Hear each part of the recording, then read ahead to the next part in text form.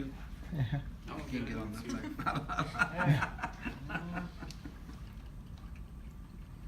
Want to eat? No.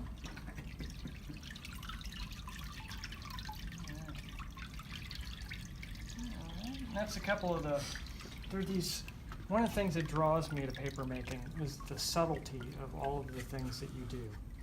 Essentially what you're doing, it couldn't be simpler. And you have things that are difficult because they're complex, and then you have things that are difficult because they're just so simple. Mm-hmm. It was when I was a younger artist, I started recognizing, because like I said, I had the magic hand that just kept drawing, and very, very highly detailed, ridiculous drawings. And I started realizing at a certain point that every time I made a mistake, I was just covering up the mistake with more marks, Mm-hmm. right? And so I kind of got this little infatuation or interest in minimalism, and I found a couple of things to be interesting about it. One was that, all right, yeah, since we're not going for perfection, we'll just go weep, right?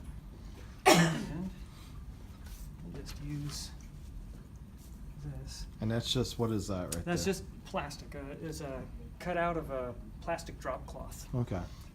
And basically it's just to create suction, or like a little vacuum kind of a space in there.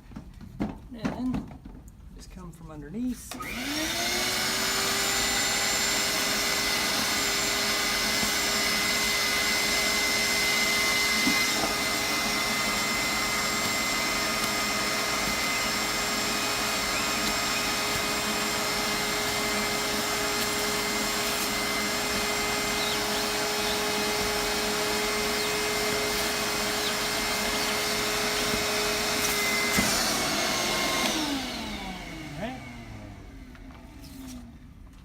And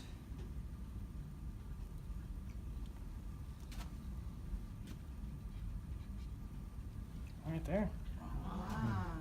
And you basically have a sheet of paper that's right around the stage that you would normally have after you've laid all the felts on it and you pressed it. And now you can still, and it would probably be helpful in the process, go through the first press with it layered between felts.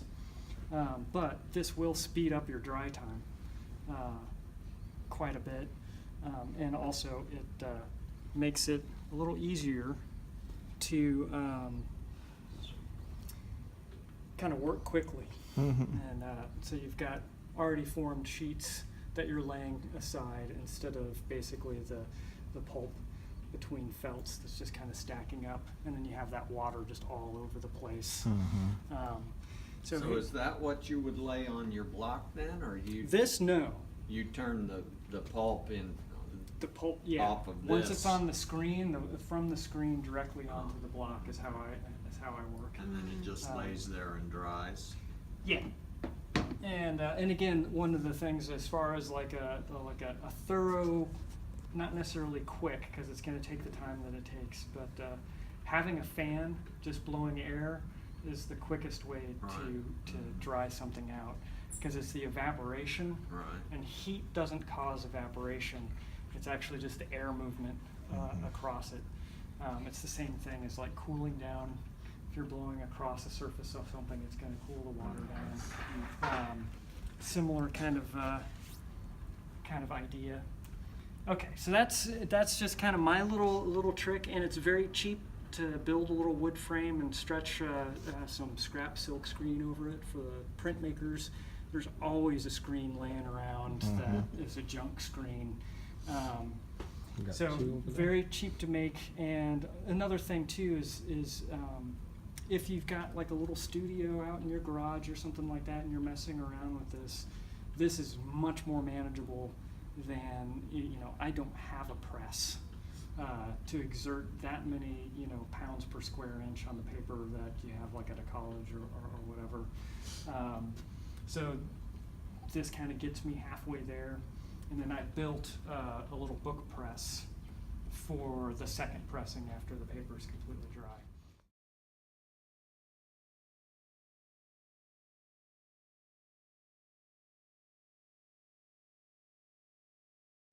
answer one of your questions about do I have to build a screen that's 6 feet for a 6-foot Piece. There is a point where you stop making the movements. Where you stop making what? Where you stop doing the little movements. Oh, right. And so I'm going to show a little tiny, little trick.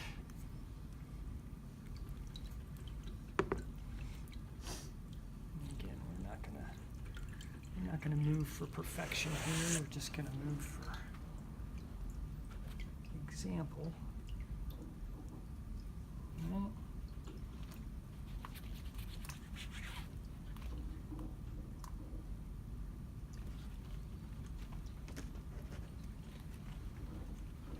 So you wouldn't want to vacuum this one if you're trying to stick multiples together. Not at the moment, Okay. because you want those fibers To be loose. to be loose.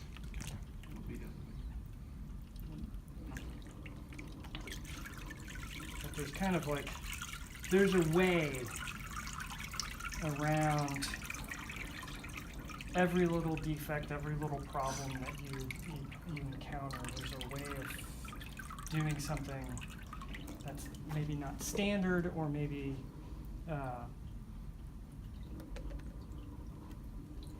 wouldn't be the best way of doing it, but there's, so if you want to make a large sheet of paper, it doesn't necessarily mean that you have to have a large bath.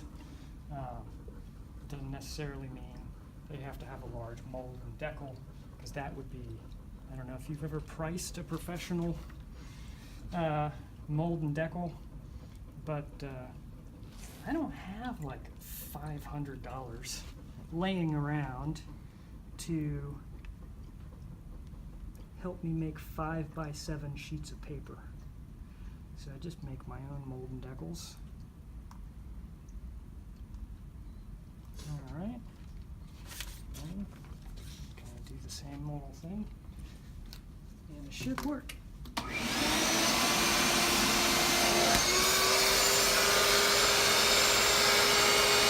Now, I ended up buying this little wet vac. He's working in my brother's shop. He's your typical manly man. And so, his wet vac is, some ridiculous horsepower. And what actually happens with his wet vac is that it's not going to work. But hey, it was worth a shot. It's so powerful that when I drag it across, it will actually move the paper fibers. So the first one that I did, I just had these paper fibers going. So I went and bought a cheaper, less, one with less suction. Less suction, kind of. All right. Well, this is good.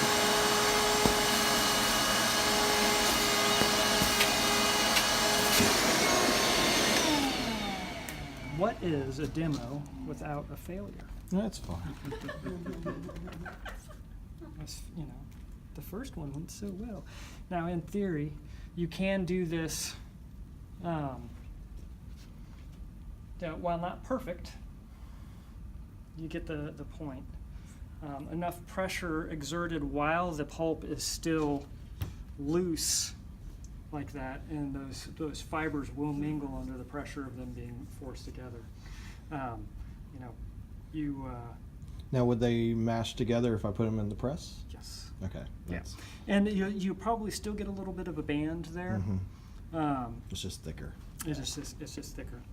Now, but that is my answer. No, I don't have I have built a screen for the larger pieces that I do, Right. but I'll just. You have to have a tank and all that. Yeah, and so I literally have a smaller screen that I just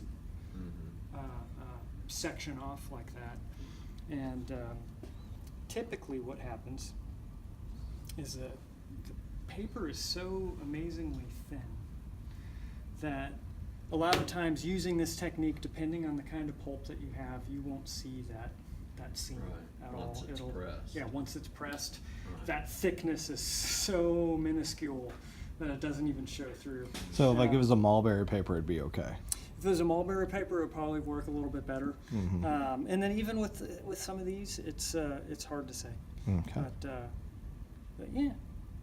And So if you're gonna do Too bad. like a bigger print, would you lay like the wet pulp onto the print?